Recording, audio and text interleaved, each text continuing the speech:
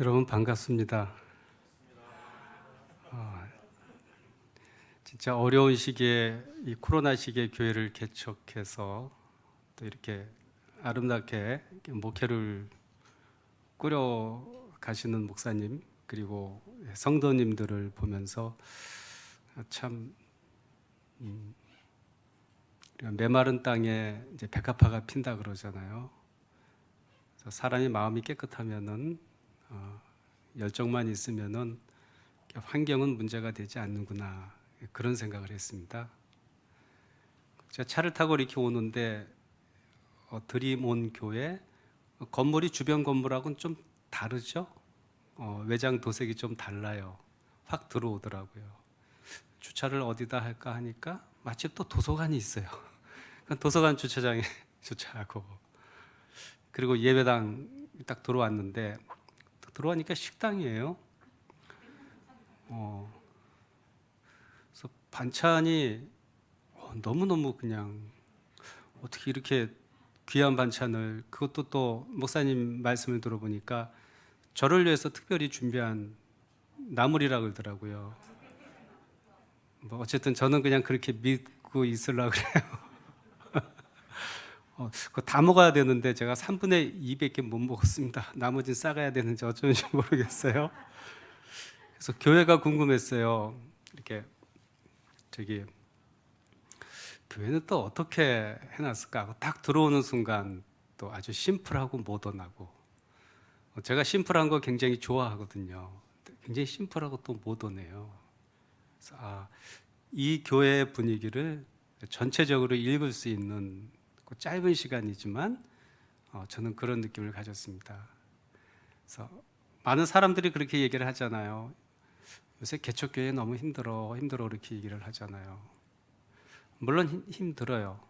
저도 원주에서 개척교회를 한 7년 동안 했거든요. 그래서 개척교회가 얼마나 힘든지 잘 알아요. 그래. 근데 우리가 힘들다라고 생각할 때 진짜 힘든 건지 내가 힘들다라고 생각하는 건지 저는 그걸 한번 생각해 봤어요. 정말 객관적으로 힘든 건지 아니면 내가 힘들다라고 생각하는 건지.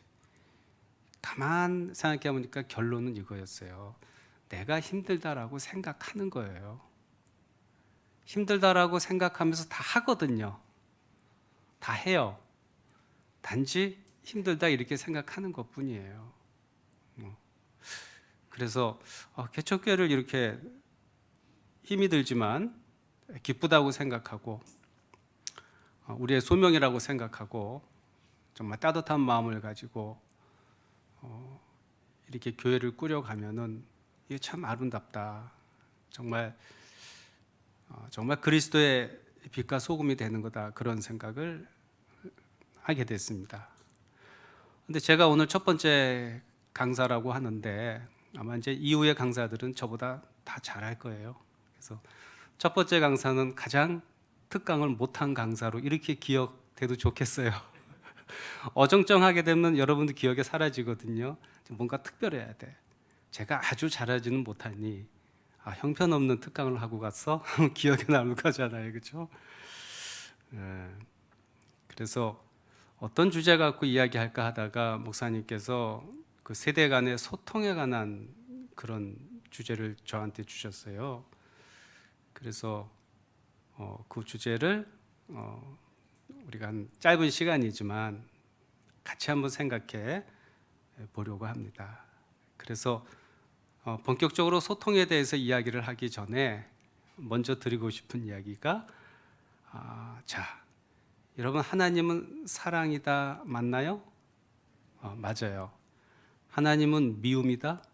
그건 틀려. 아니에요. 하나님은 사랑이다. 이것은 대명제예요. 자, 누구나 다 알아요.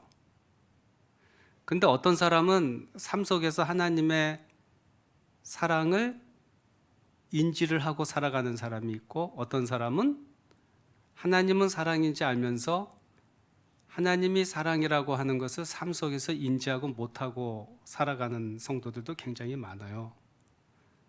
왜 그런가 제가 관찰을 해봤습니다. 저는 심리상담을 하는 사람이다 보니까 오랫동안 이 일을 해왔다 보니까 사람을 가장 근거리에서 만나는 사람이거든요. 경험이 중요하다.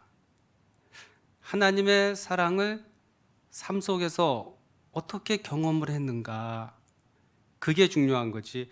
하나님은 사랑입니다, 그것을 머리로 아는 것은 그렇게 중요하지가 않다. 경험으로 연결이 되는 게 소중하다, 그런 얘기예요. 저에게 집사님 한 분이 계시는데 아들 때문에 굉장히 힘들어해요. 아들이 하라는 공부는 잘 안 하고 이제 다른 거를 열심히 하거든요. 근데 이 집사님이 볼 때 이 다른 게 아이들 진로에 도움이 안 돼요. 그런데 다른 걸 못하고 공부에 집중할 수 있도록 온갖 노력을 다 해서 이렇게 해보고 저렇게 해보고 싸우기도 하고. 중학교 2학년, 엄마의 뜻대로 됐을까 안 됐을까요? 당연히 안 됐죠. 김정은이가 중학교 2학년 때문에 못 쳐들어온다며요. 중2 때문에. 그렇다고 그러거든요. 이게 안 돼요. 그러니까 너무 괴로운 거야. 그래서 제가 이런 말을 했습니다. 아무 개가 앞으로 인생을 살면은 평균 수명치가 지금 중학교 2학년은 100세까지 넘어 산다. 근데 지금 중학교 2학년, 고작해야 이 사춘기 2, 3년 기간이거든요. 2, 3년 기간이 아들 인생의 전체인 것처럼 좀 생각하지 말라, 그렇게 얘기했어요. 2, 3년 지나가는 거예요. 그리고 그 기간에는 엄마도 힘들지만은 사실은 누가 더 힘드냐면은 그 사춘기 아이들이 더 힘들어요. 여러분 사춘기 때 기억 안 나요? 그때 너무 어렵고 힘들고 배고프게 살았기 때문에 잘 기억이 안 날 수도 있지만은 사실 중학교 2, 3학년, 고등학교 요 사춘기 아이들은 생물학적으로도 아직 전두엽이 발달이 되지 않은 상태, 그래서 에고도 정상적으로 기능하지 않은 상태거든요. 이 굉장히 힘들어요. 부분을 전체로 생각하지 마라. 하나님은 사랑이지 않느냐? 하나님은 사랑이다. 그러면 하나님이 좀 인도하시는 대로 좀 기다리라. 자, 그런 얘기를 좀 했습니다.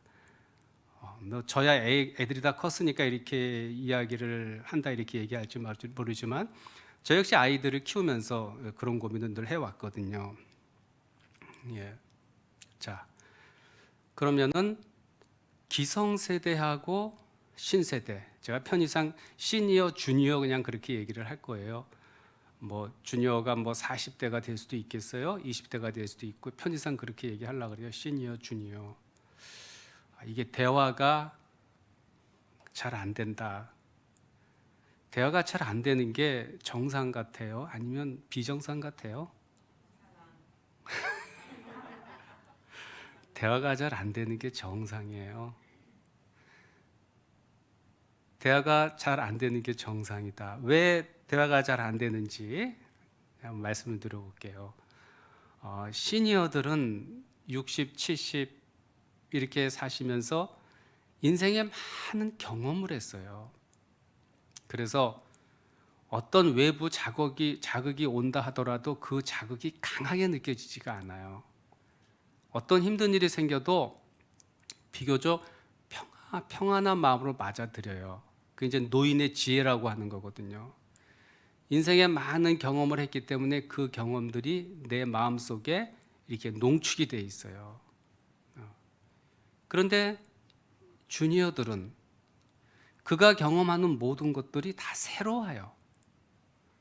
새롭기 때문에 새로운 것을 받아들이는 일이 여러분 어떨 것 같아요?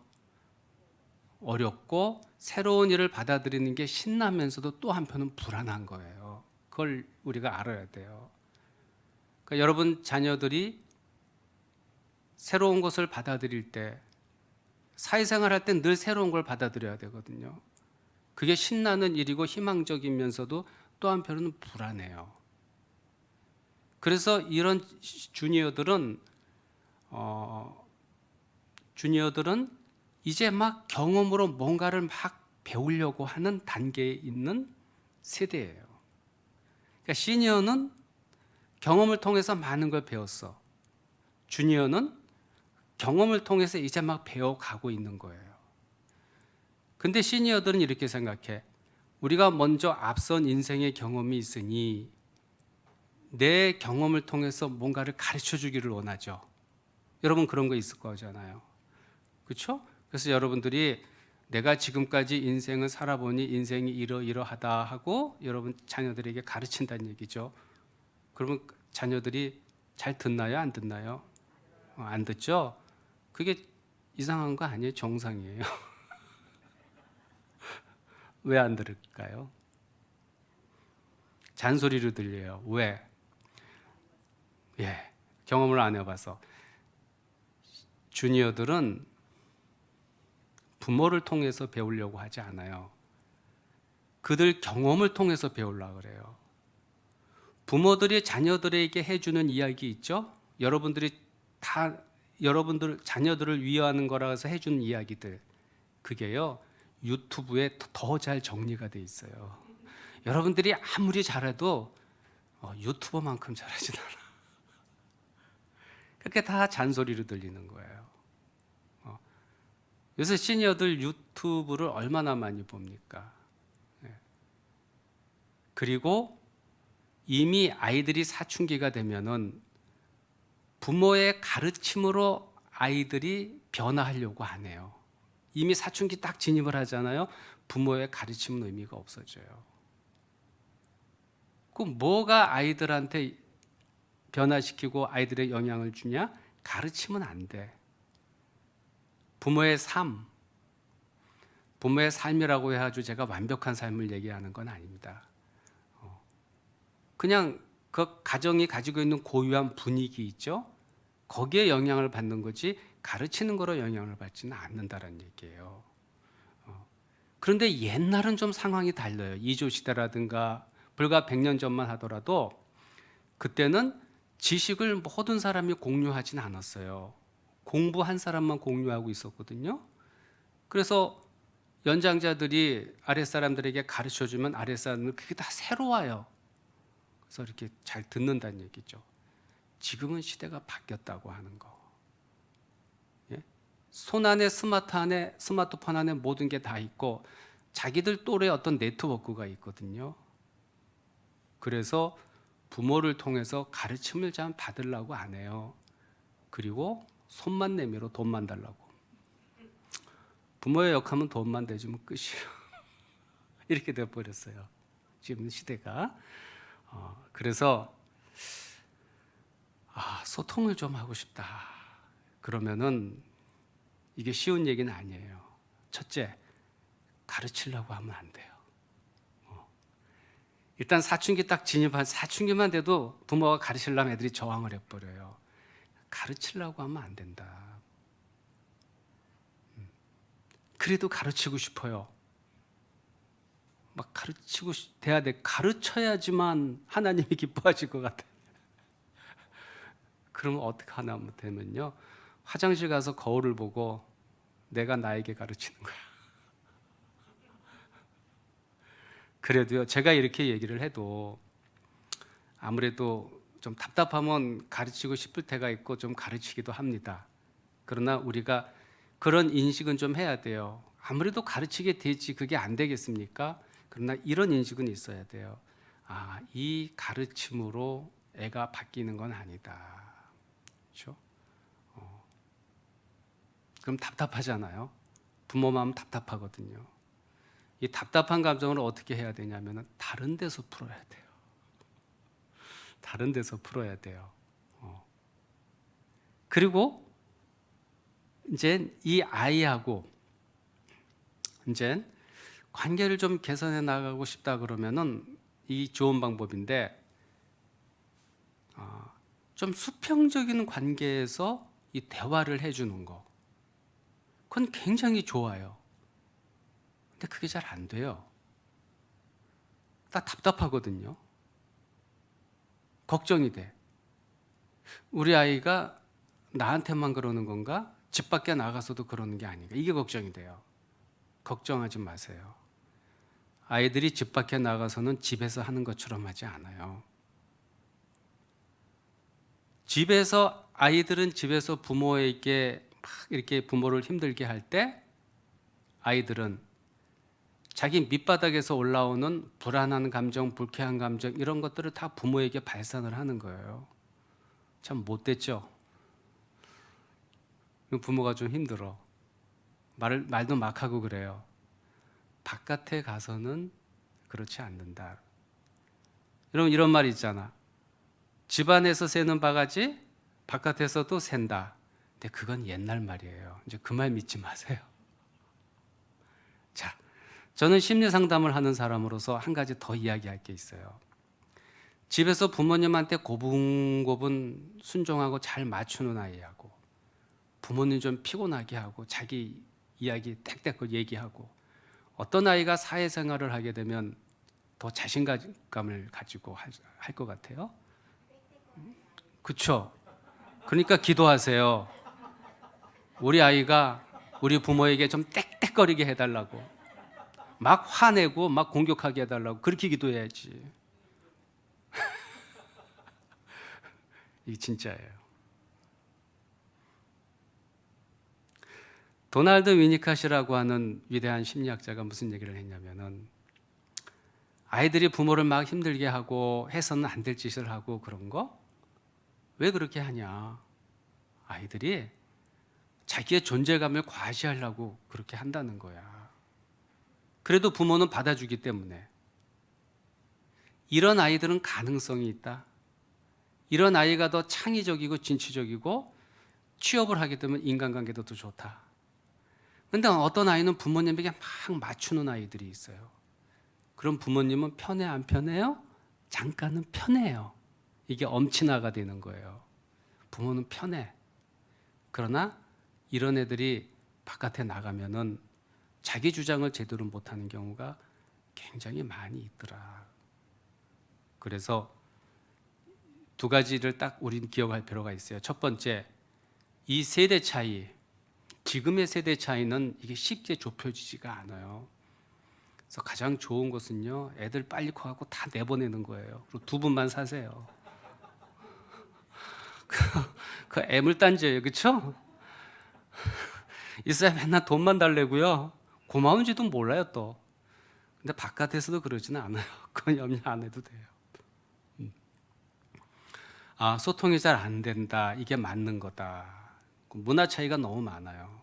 두 번째는 가르치려고 하는 거는 하지 말자. 근데 하지 말자 해도 하게 돼요.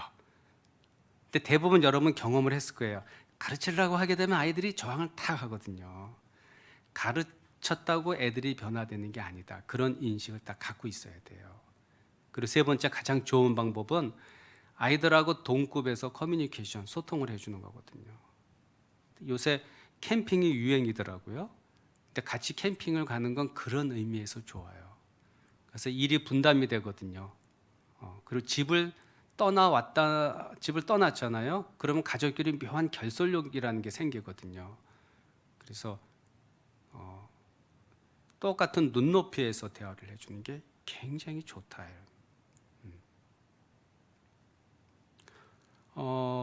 저는 그 대상관계 심리학, 그러니까 부모와 이 아동하고 이 관계를 집중적으로 연구한 사람인데요. 자, 어떤 아이들이 자존감이 높고 또 어떤 아이들이 창의적으로 세상을 살아갈 수 있냐면은 어렸을 때 부모하고 좀 동등한 위치에서 눈 맞춤을 하는 상태에서 소통을 많이 한 아이들이 있거든요. 부모가 같이 애들하고 놀아주는 거 마치 애들이 돼갖고 그런 아이들이 굉장히 자존감이 높고 창의력이 있어요. 근데 대부분 노는 걸 가만히 보면 부모가 가르쳐 주죠. 이제 노는 게 아니라 한참 가만히 지켜보게 되면 10분 제가 보거든요. 제 상담실에 와서 우선 제가 아이하고 엄마하고 좀 놀게 어떻게 노나 보려고 놀게 해요. 그럼 10분, 20분 하다 엄마가 막 가르쳐 줘요. 이게 아니라 이게. 그래 애가 막 짜증을 내요. 막 화내. 그럼 엄마도 화내. 싸워 둘이. 예, 그렇게 하면은 참 좋은데 이게 너무 어렵기 때문에 저도 어렵다는 걸 아는데 그래도 어려워도 조금씩 실천해 가는 거하고 안 가는 거하고는 굉장히 큰 차이가 있다 이런 얘기예요. 이건 제가 실제 상담하면서 제 내담자가 저한테 한 얘기거든요.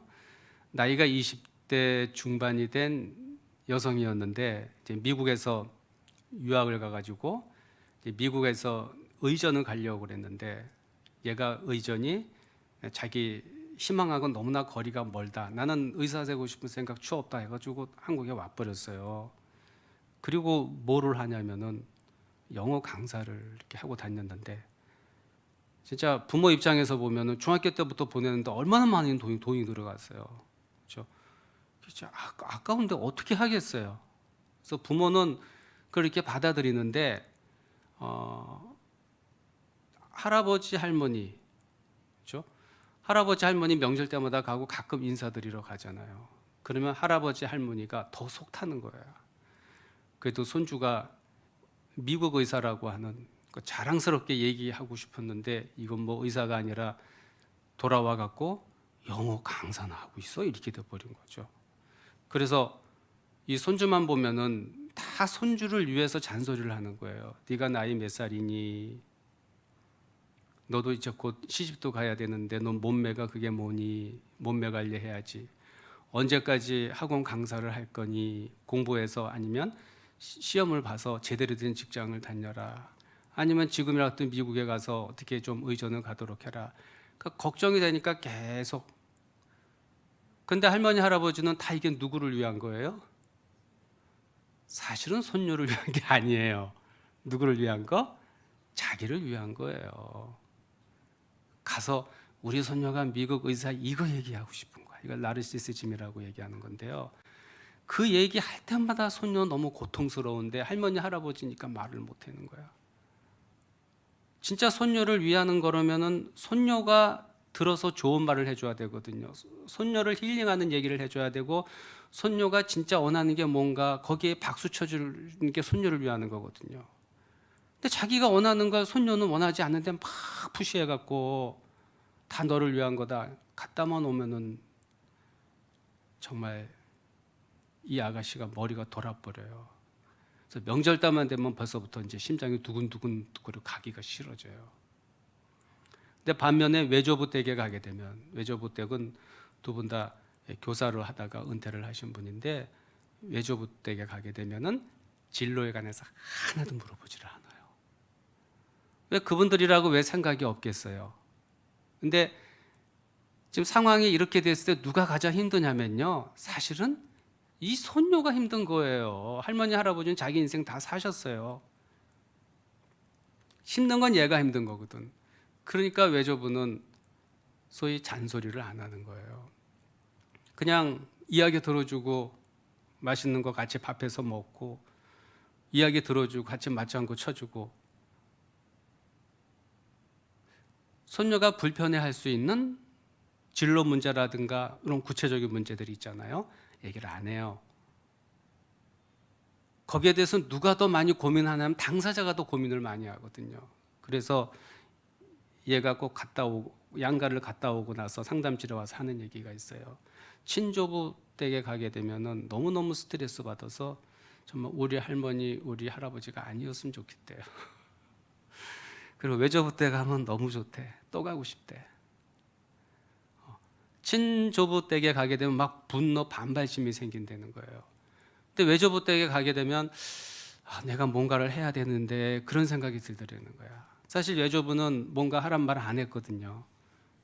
네가 얼마나 힘들겠어. 그것만 이해해 줬는데 그런 피드백을 준 거예요. 우리가 이러한 입장을 가지기 위해서는요. 우리가 생각을 하나 좀 정리해야 될 게 하나 있어요. 부모하고 자식 간에 자식들이 사춘기 딱 진입할 때부터 여러분 부모하고 자식 간에 이 거리를 좀 둬야 돼요. 여러분 자식이에요? 내 자식 아니에요? 나중에 결혼해서 직장 만나고 가잖아요. 그건 남이에요. 옛날하고 달라요. 더군다나 또 외국에 가서 또 뭐 가면은요. 외국 갔다고 좋아하잖아요. 외국 좋은 기업, 좋은 뭐예요? 해외 동포인데. 진짜 해외 동포예요. 어쩌면 영상통화, 애 낳으면 영상통화 한 번씩 보내주고. 그거 좋아할 것도 없어요. 제발 저 프로필 사진 그런 거 바꿔놓지 마세요. 그래서 일단 사춘기가 되면은 거리를 딱 또 그게 부모도 편하고 사실 아이들도 편한 거예요. 근데 미국 같은 사회는 그게 좀 돼요. 제 친구가 미국에서 목회하고 있는 친구가 있어서 가끔 거기 정보를 들으면은 미국은 문화적으로 그게 되거든요. 그리고 대학 졸업했다 그러면은 이 거리를 딱 유지해줘야 돼요. 내 자식이 아니다. 나는 그냥 돈이나 대주는 사람이다. 자립할 때까지.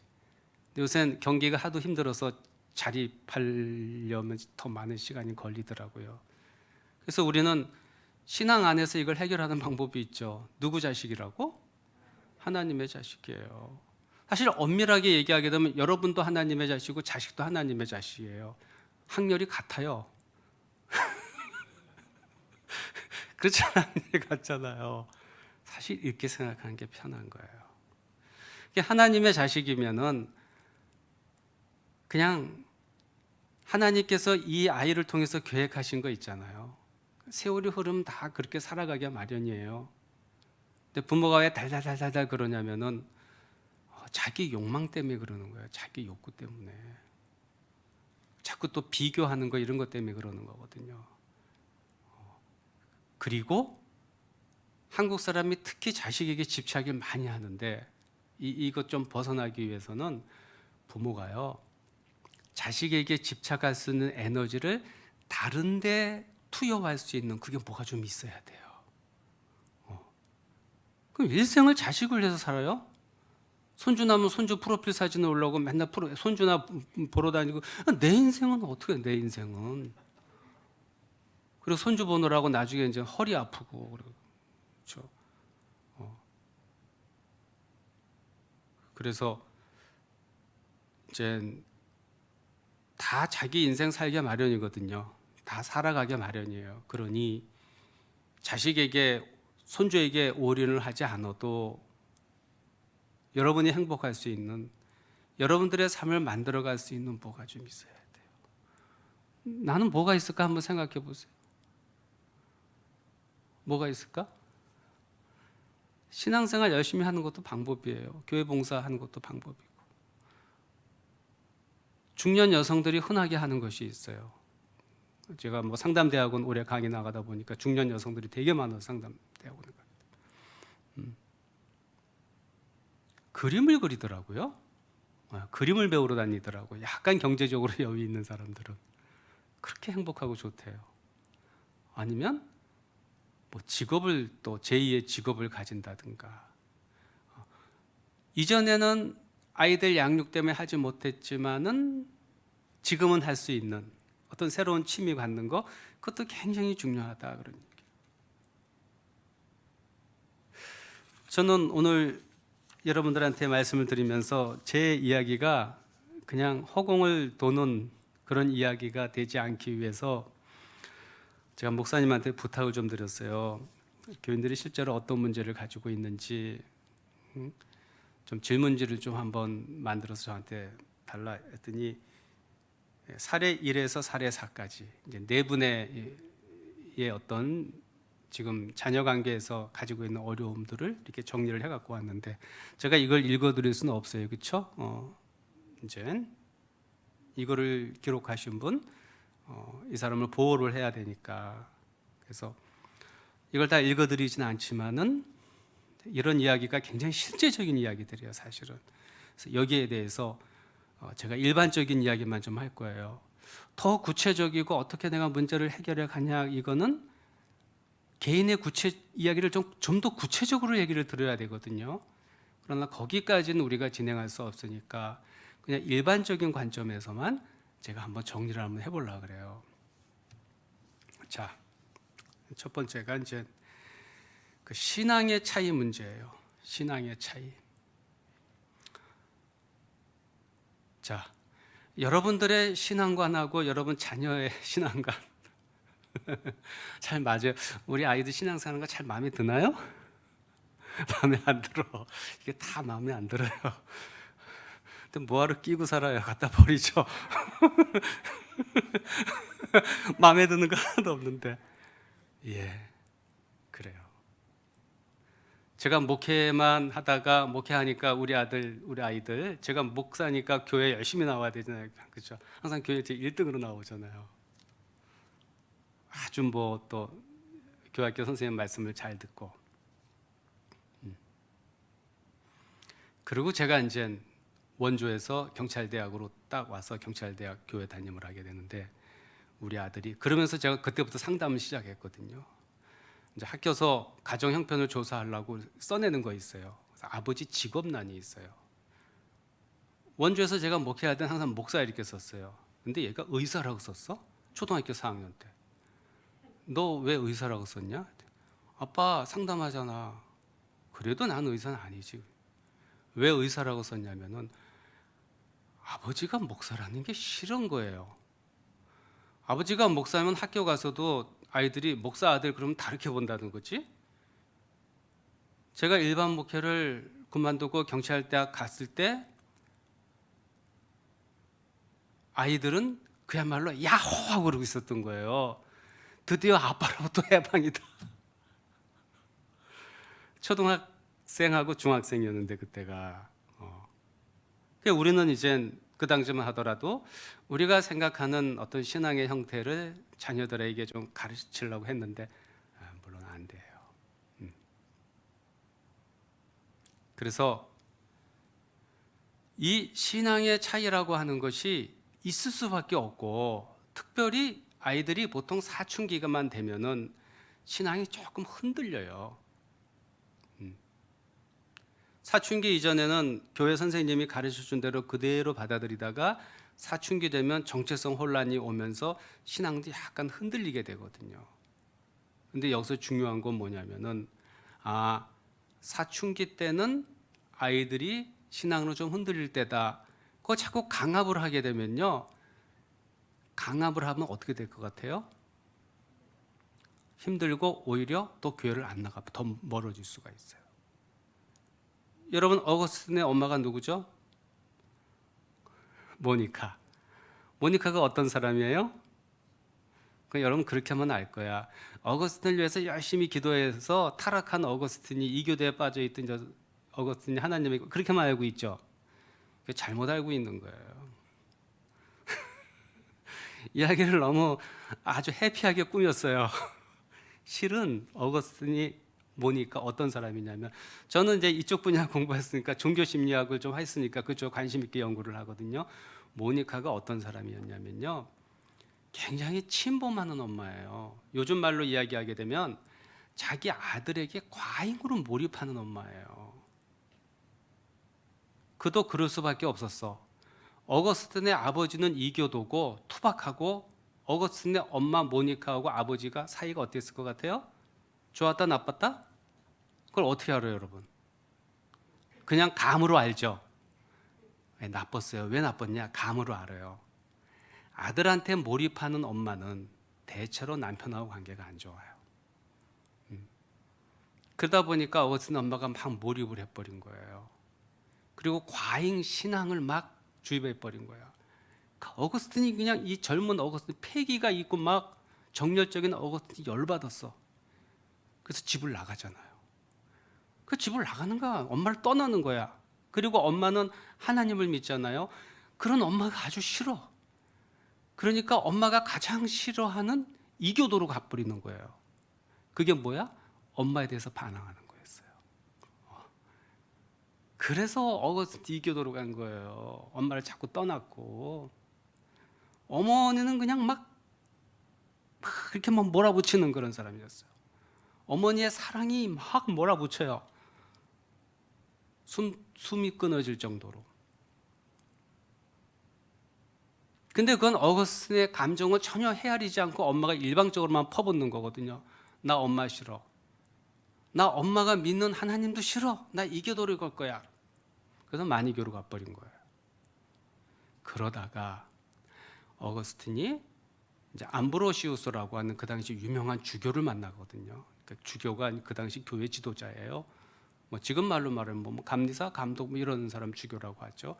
암브로시우스를 만나서 암브로시하고 이렇게 대화를 하면서 기독교 신앙에 대해서 다시 생각하는 거예요. 그래서 다시 기독교로 오는데 기독교로 오면서 다시 엄마하고 화해를 해요. 그리고 어거스틴이 어떤 신앙의 형태를 가지냐면은 하나님과 인간의 관계는 뜨거운 사랑의 관계다. 하나님의 열정적인 사랑에 인간은 화답하고 하나님의 열정적인 사랑에 빠져 사는 그런 하나님과 인간의 관계, 그런 신학을 완성하게 되거든요. 근데 이런 신앙이 어디서 유래했다고요? 바로 그건 또 엄마야. 엄마가 자기한테 막 몰아치는 사랑, 침범하는 사랑을 했거든요. 그땐 이게 싫었어. 그러나 회심한 다음에는 자기를 침범하고 몰아치는 엄마의 사랑을 어거스틴이, 성인 어거스틴이 재해석하는 거야. 아, 하나님의 사랑이 저랬을 거다. 이건 어거스틴이 회심해서 그런 현상이 일어나는 거거든요.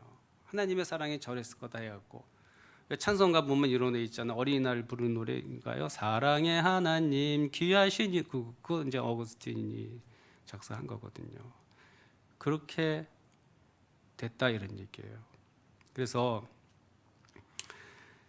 이 이제 신앙의 차이가 특히 또 왜 차이가 나냐면은 요즘 그 주니어 시니어들의 어떤 신앙은 제가 보면 좀 십자가의 신앙이에요. 저를 비롯해서 여기 계신 분들 뭐 시니어 이렇게 이제 십자가의 신앙이에요. 옛날에 다 어려움을 거쳐서 소위 얘기하면 지금 뭐 좀 이렇게 안정도 되고 그런 분들이 많이 있거든요. 그래서 우리 시대에는 어떤 노래에 참 감동을 받았냐면 세상에서 방황할 때 나 주님을 지하철에서 그렇죠? 앵벌이하고 다니는 분들이 그 노래 부르고 그 노래 틀어놓고 하게 되면 그 은혜를 받았다니까요. 삶이 너무 힘들어서. 그런데 지금 신세대는 그게 그렇게 마음에 다가오지 않아요. 굳이 지금 시니어의 신앙이 십자가의 신앙이었다면 요즘 신세대의 신앙은 뭐냐면은 이건 참 애매해요. 부활의 신앙이 부활은 원래 고난은 전제로 하잖아요. 영광의 신앙이라고 할까? 영광의 신앙이라고 할까? 마치 어느 한 단계를 탁 뛰어넘은 것 같은 그런 느낌이 들 때가 있어요. 신앙에는 어떤 과정이 있는데 어느 한 단계를 탁 뛰어넘은 것 같은 느낌을 받아요. 그런데 여러분 또 복음성가도 그런 복음성가를 또 좋아해요. 근데 이것도 여러분 그대로 요거를 인정해야 돼요. 그대로 받아들여야 돼요. 자, 우리는 고난을 통해서 고난을 아픔, 힘듦을 통해서 부활의 영광을 경험했어요. 근데 요즘 신세들은 그런 게 별로 없는 것 같아. 마치 영광의 신앙을 막 추구하는 것 같아. 그런데 순서만 달리할 뿐이지 얘네들이 나이를 먹고 30, 40 되면은 그때 고난을 경험할까요? 안 할까요? 그때 다 경험을 해요. 얘들이 가지고 있는 신앙의 형태가 수정이 돼요. 우리가 가져온 신앙의 형태, 요거 발달 과정이 있잖아요. 지금 신세들은 그 발달 과정하고 우리하고 달라요. 그거를 우리가 딱 알아야 돼요. 제가 어느 교회인지 얘기하지는 않겠어요. 제가 경찰대학에 있을 때 우리 학생 한 명이 그 서울에 있는 교회 청년들이 되게 많아요. 교회를 굉장히 열심히 다녔거든요. 거기 청년으로 유명해. 심지어는 남자들이 여자친구 사귀러 그 교회 간다 그랬어요. 심지어는 그 교회 목사님이 공적인 자리에서 그랬대요. 너희들 제발 동거 좀 하지 말라고. 근데 이제 기존 신앙관을 갖고 있는 사람은 이게 뭐야? 근데 신세대는 믿음은 믿음이고 신앙은 신앙이고 우리가 좋아서 또 그렇게 돼요. 이걸 어떡할까? 여러분 오해는 하지 마세요. 아들을 가진 부모는 좀 괜찮대? 딸을 가진 부모는 걱정이 된대? 그게 얼마나 얌체예요. 어쨌든 이게 현실이에요. 이게 현실인데 대체로요. 그래서 뭐가 중요하냐면은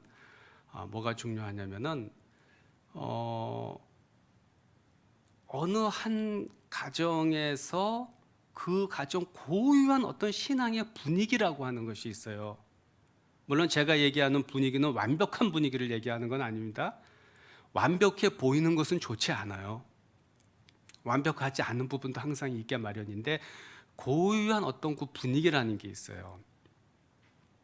거기서 아이들은 많은 영향을 받더라니. 거기서 많은 영향을 받는다. 제 친구가 미국에서 목회를 하고 있는데 아이가 미국에 있는 중학교를 갔어요. 그래서 학교를 방문했는데 중학생인데 여자아이가 막 임신해서 배가 이렇고 남자에게 뭐 애 아빠겠죠. 둘이 같이 막 이렇게 허그를 하고 있더래요. 근데 거기는 그게 아무런 문제가 되지 않더란 얘기예요. 근데 얘는 한국 목사니까 그거를 딱 보는 순간 가슴이 철컥 내려앉아 버린 거예요.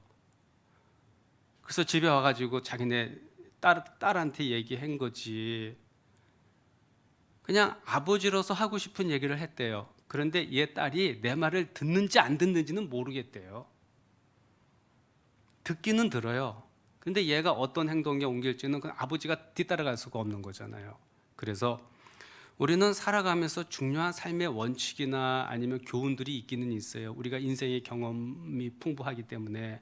그래서 그것을 아이들한테 얘기해 줄 필요는 있는데 저는 반드시 이렇게 얘기를 해요. 길게 하지 말라, 짧게 하라. 길게 하는 순간 설명이 돼 버려요. 안 들어요. 특히 나 때는 말이야. 이거는 끝내자는 얘기예요. 짧게. 아빠가 생각하는 것은 그래도 신앙인으로서 이게 바른 자세 같아. 너는 어떻게 생각하냐? 그럼 아이는 아빠의 생각에 동의할 수도 있고 거절할, 반대 의견을 제시할 수도 있거든요. 반대 의견을 제시하든 아빠의 의사에 찬성을 하든 그러니 그러고 말아야 돼요. 그럼 뒤돌아서서 자기들이 생각하는 거예요. 그래서 그래도 우리가 살아가는데 가장 중요한 게 본질적인 게 신앙이니까 신앙의 문제는 내가 잘해야 되지 않느냐. 근데 그건 넌센스예요. 단지 우리의 자녀들은 우리와는 다른 방법으로 신앙을 형성하는 거고요. 순서가 다를 수가 있고 경험하는 것들이 다 달라요. 그래서 그들의 의견을 그대로 존중해 주는 게 굉장히 중요하다 이런 얘기예요. 이게 제임스 파울로의 이제 신앙의 발달 단계라고 하는 것이 뭐 있기는 있어요. 그래서 젊은 세대들은 항상 기존의 질서를 좀 타파하려고 하는 게 있거든요. 아, 젊은이들이 좀 그런 게 있다 하고 받아들이는 거. 그리고 내가 뭔가 내 얘기를 하고 싶다 부모 입장에서 짧게 하라는 거. 한 문장으로 딱 끝내요. 그리고 카톡으로 가르치는 거 절대 하지 말라고. 애들이 안 봐요. 나가게 해버린다니까. 저도 옛날에 많이 해봤죠. 우리 아들한테 좋은 말 어디 가서 막 명언지 뽑고 그냥 우리 아들 사춘기 누구한테 다 필요 없는. 그냥 내가 우리 아들하고 같이 축구 한번 해주고 그게 좋았어요. 축구하면서 뭐 가르치나요? 축구하고 지가 게임에 대해서 얘기할 땐 저는 게임은 모르지만 그랬어 하고 같이 좀 들여다봐주고 그게 가장 좋았더라고. 그래서 신앙적인 거 이렇게 터치하는 거, 뭐 이렇게 교회 주일날 예배 갔니 안 갔니 이런 것도 그렇게 얘기하고 싶어도 뭐 그렇게 해서 효과가 있다면 하면 좋겠죠. 근데 자꾸 관계만 더 나빠져요. 그래서 제가 이제 청소년 상담을 하면서 꼭 부모 상담 같이 하는 경우가 많이 있어요. 당신이 아무리 옳은 말이라고 해서 자녀들한테 얘기를 해주는데 결과적으로 관계만 깨지거든요. 그건 나쁘다. 당신이 얘기하고 싶은 말 안 해도 좋아. 애들이 말 안 들어도 좋아. 그러나 애하고 관계를 유지해라. 좋은 관계를 유지해라. 이런 부모들이 나중에 후회하지 않아요. 가장 중요한 것은 부모하고 자녀하고 정서적인 관계를 유지하는 거. 애가 좀 잘못할 수도 있어요. 시험 성적 뭐 50점 받아올 수도 있고 부모 입장에서 봐서 해서는 안 될 짓을 할 수도 있어. 그래도요, 이 관계를 잘 유지하는 게 중요해요. 나중에 신앙이 회복된다 하더라도 부모하고 요 관계 패턴 있잖아요. 요게 신앙의 형태에 또 많이 영향을 미친다는 얘기예요. 진짜 미국의 종교심리학자가 연구한 건데요. 리즈도라고 하는 학자가 연구했는데, 여러분 우리가 신앙의 형태를, 우리의 신앙의 형태라는 게 있어요. 누구를 닮을 것 같아요? 아버지보다도 엄마를 많이 닮는다는 거예요. 예를 들자면 엄마가 따뜻한 사람이에요. 그러면 하나님도 따뜻하게 느낀다는 거야. 아까 제가 얘기한 것처럼 어거스틴의 엄마 모니카는 어거스틴을 광적으로 사랑했잖아요. 그게 막 질식했잖아. 그런데 나중에 회심하고 나서는 그럼 우리를 질식하도록 막 가까이 오시는 하나님에 대한 신학을 얘기하는 거거든요. 근데 엄마가 좀 이렇게 냉정하고 정을 잘 못 줘요. 그런 엄마들도 있거든요. 그럼 하나님도 그렇게 생각이 돼요.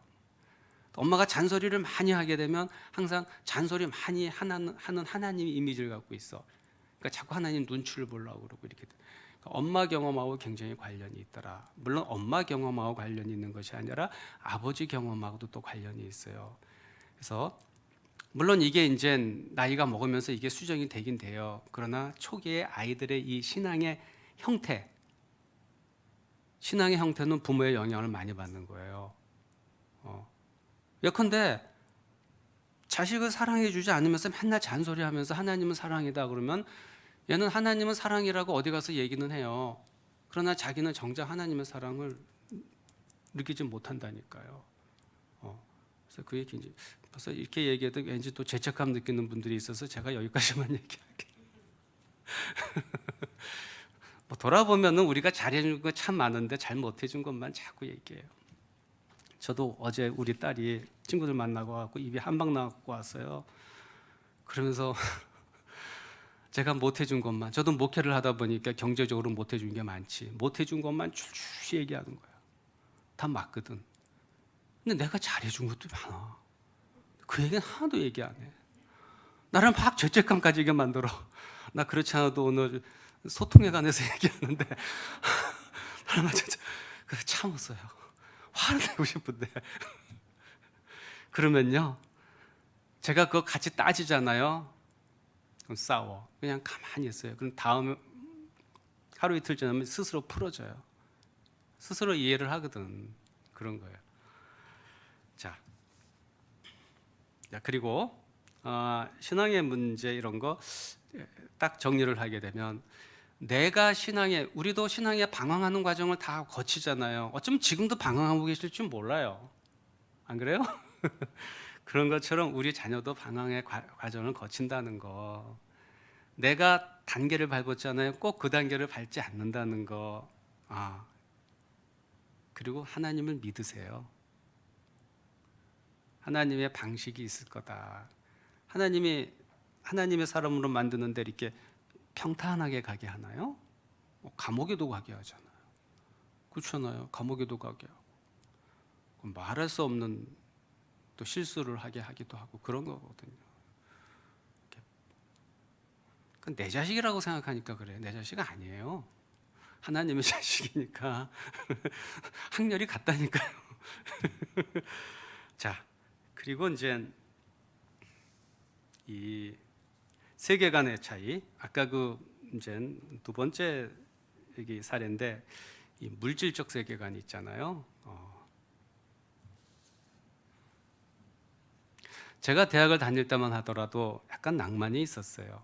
저는 신학대학 다녔지만은 신학대학이지만서도 낭만이 있었다니까요. 교정에서 기타 치고 노래 부르는 이런 낭만이 있었어요. 요즘 대학에 낭만이 있을까요? 없을까요? 없어요. 왜? 취업 때문에. 살벌해요. 제가 대학에 다닐 때만 하더라도, 물론 제가 워낙 물질적인 거에 대해서 제가 너무 몰라서 그럴 수도 있어요. 관심이 별로 없어갖고.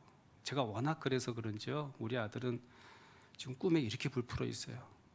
자기는 아버지가 못 번 돈까지 다 버는 직업을 자기가 꼭 가지겠다고.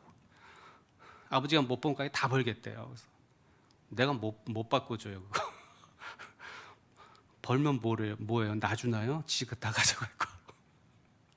그래서 이 물질적인 세계관이라는 게 있잖아요. 신세대랑 굉장히 달라요. 애들이 이 돈 문제에 관해서. 우리 때는 데이트할 때 보통 남자들이 많이 썼어요. 요새 남녀들은 어떻게? 데이트를 해도 꼭 덧칠을 해요. 제가 30살 먹은 내 내담자가 있는데 이런 말 하더라고요. 이제 소개팅을 했대요. 차 마시고 밥을 먹었다는 거야. 남자가 냈대. 옛날엔 그렇게 냈어요. 그리고 끝났어. 근데 바로 카톡이 오더라는 거야. 영수증 첨부해가지고 나누기 2 해갖고 얼마 구자번호 보내라고. 마음이 없다 이 얘기죠. 마음이 없어서 사실 그렇게 하지는 않았거든요. 그런데 이 물질적인 부분에 있어서 돈이 있는 집 자손이나 돈이 좀 적은 집 자손이나 이 물질에 관한 관점이 굉장히 다르다고 하는 사실도 우리는 어쩔 수가 없어요. 그리고 아이들은 이런 게 있어요. 요새는 너무 인터넷을 통해서 비교 대상이 너무 많거든요. 아버지가 경제적으로 무능하게 되면은 부모가 경제적으로 무능하게 되면 부모를 좀 불신하려는 게 있어요. 그거 어떻게 하겠어요? 저도 그 불신을 당하고 있다니까요. 저도 늘 목회하고 뭐 그렇게 하다 보니까 가장 중요할 때 저도 잘 못해준 것이 많이 있으니까 애들 마음속엔 그게 있는 거예요. 그거는 우리 부모의 입장에서는 그거 원망할 것도 없어요. 그냥 내가 지고 가겠다 생각하면 되는 거예요. 네. 그리고 세월이 흐르면 자기도 열심히 돈 버는 게 힘들다는 거를 몰라. 그래서 막 쓰거든요. 자기가 돈 벌면 돈 벌기 힘들다는 걸 알아. 돈을 막 벌고 돈 벌기 힘들다는 걸 알을 때 비로소 부모를 이해하게 되는 거예요. 네. 우리의 자식이 자식을 키우면서 자식이 사춘기 돼갖고 막 힘들게 할 때 있죠. 그때 부모를 이해하는 거예요. 여러분들은 언제 여러분 부모를 이해했습니까? 여러분 자녀를 키우면서, 특히 여러분 자녀들이 사춘기 때문에 막 여러분 힘들게 할 때 그때 부모를 이해하는 거예요. 이 물질에 관한 것도 마찬가지인데 하도 요새 이 세계가 비교의 대상이 물질적인 거예요. 왜냐하면 SNS, 온통 문화 자체가 딱 그렇게 돼 있어서 그래요. 네. 그래서 내가 최선을 아이들한테 뭔가 못 해준 게 있다면 내가 달게 받아야 돼요. 그냥 인정을 하면 돼요. 미안하다, 더 해줄 수 없어서 미안하다. 그래도 내 나름대로 최선을 다했다. 그 얘기는 안 하는 게 좋아요. 안 먹혀요. 헐 그래요. 누가 최선 다하지 말랬어? 무능하잖아 이렇게 얘기해. 그냥 가만히 있어요. 그러면 이거는 이렇게 세월이 해결해 줄 수밖에 없어요. 저는 이제 이런 청년들을 참 많이 만났어요. 이렇게 너무 이렇게 판타지만 갖고 있는 거예요. 너무 이렇게 이루어질 수 없는 환상 속에 막 살고 있다가 그 부모가 와서 답답 속이 터질라 그래요. 어떻게 핀세트로 이렇게 고쳐? 그게 안 돼. 기다려주는 수밖에 없어요. 정말 자식은 끊임없이 기다려주는 수밖에 없어요. 관계를 유지해주면서 관계가 탁 깨지게 되면 문제가 생겨. 관계를 유지하면서 견뎌주는 것밖에 없다 그런 얘기고요. 그리고 이제 세 번째는 대화가 잘 안 통한다. 같아서 자식이 한 저기 20살만 되면 다 내보내라 그러잖아요. 그 대화가 안 되는 애들 같이 사는 게 이제 생활하는 패턴이 다 마음에 안 드는데 여러분 자녀하고 같은 대화 주제 찾기 참 어려워요. 근데 이런 소리 해요. 우리는 그런데 어떤 집은 참 그렇지 않더라. 물론 양의 차이는 있을 수가 있어요. 근데 어떤 가족이든지 이 세대 차이의 대화가 잘 통하는 데는 드물어요. 거의 없어요. 그래도 좀 통하는 데가 있어요. 그건 어떤 경우 좀 통하냐면요. 두 번째 좀 얘기할게요. 첫 번째는 어린 시절에 부모하고 소통을 좀 많이 한 친구들. 사춘기 이전에 부모하고 소통을 좀 많이 한 사람들 있잖아요. 그는 부모하고 비교적 통해요. 그래서 제가 어디 부모 교육하러 다닐 때 그런 얘기 굉장히 강요해요.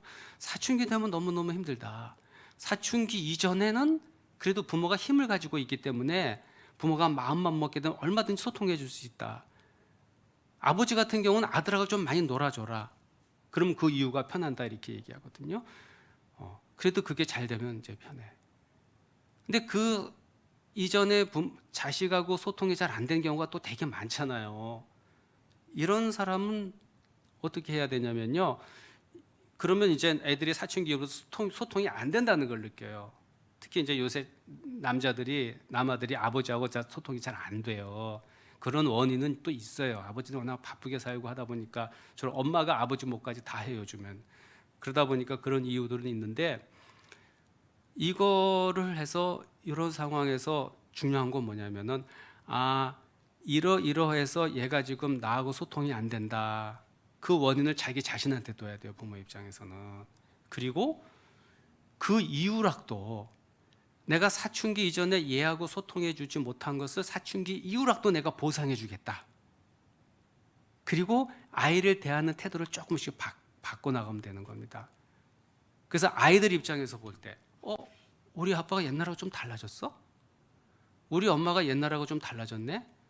옛날에 내가 이렇게 얘기하면 이랬는데 지금은 옛날하고 좀 달라졌네. 아이들이 느끼기에 몇 프로만 달라져도 관계가 변화가 오냐면요. 몇 프로? 30%만 변화가 돼도 큰 변화가 와요. 30% 굉장히 중요해요. 여러분 질문 한번 해볼게요. 부부간에 몇 프로를 대화로 해결을 하게 되면은 행복한 부부가 될 것 같아요. 10%, 20, 30, 40, 50, 60 대충. 네? 부부간에 대화로 해결할 수 있는 게 있고 대화로 해결할 수 없는 게 있거든요. 몇 프로만 대화로 해결하게 되면 행복한 부부가 될까요? 네? 10%요? 그럴 때예요, 거기는 지금. 10%? 미국의 유명한 부부 심리학자 가트만, 이분 수학자 출신이거든요. 진짜 수천 쌍을 연구 조사를 했어요. 부부가 대화로 가능한 것이 30%만 대화를 통해서 타협이 가능하면은 행복한 부부가 되더라. 나머지 70%는 어떻게? 다른데 미치겠는데 70%가. 70%는 어차피 저거 다르다. 그대로 인정해 주는 거예요. 그러면 행복한 부부가 되는 거야. 어떤 사람이 이혼을 하느냐? 70%를 막 고쳐주려고 그래. 이런 부부가 이혼을 하더란 얘기예요. 그러니까 30%만 소통하면 되는 거야. 근데 아까 10%라고 말씀하셨는데 나이가 60, 70 되면 정말 10%가 될 수가 있어요. 그때는 10%만 소통을 해도 행복해요. 그 대신 나머지 90%를 그대로 인정해 줘야 돼요. 왜 은퇴하게 되면 뭐 맨날 여자가 밥해야 돼? 은퇴하면 남자도 밥하면 되잖아요. 그 인정해 주면 돼. 그러면은 시어머니하고 며느리하고 몇 프로나 소통할 것 같아요? 제가 그 통계를 다 잊어버렸는데 2자릿수도 아니고 1자릿수였어요. 그런 거예요, 사람이. 자식과 부모도 마찬가지이기 때문에 내가 사춘기 이전에 나는 최선을 다하려고 했는데 부모도 한계가 있잖아요. 여러 가지 뭐 힘든 일도 있고 잘 못해줘서 그러면 사춘기 이후로 여러분 자녀들이 20살, 30살이라 하더라도 그때 아이를 대하는 방식이 조금만 바뀌면 돼요. 한 30%. 그래서 아이들 입장에서 부모 입장이 아니야. 아이들 입장에서 우리 엄마 아버지가 좀 바뀌었다. 이렇게 한 6개월만 해보세요. 관계 변화가 와요. 그때 아이들은 우리가 20대, 30대란 말 생각을 하거든요. 그렇게 하게 되면 대부분 변화가 온다. 그런 얘기예요. 여러분 고마워요. 졸지 않으셔서. 뭐 이렇게 나무를 드셨잖아요. 소화 잘 되는 나물. 그래서 졸지 않으시는 것 같아요. 자, 기도하겠습니다.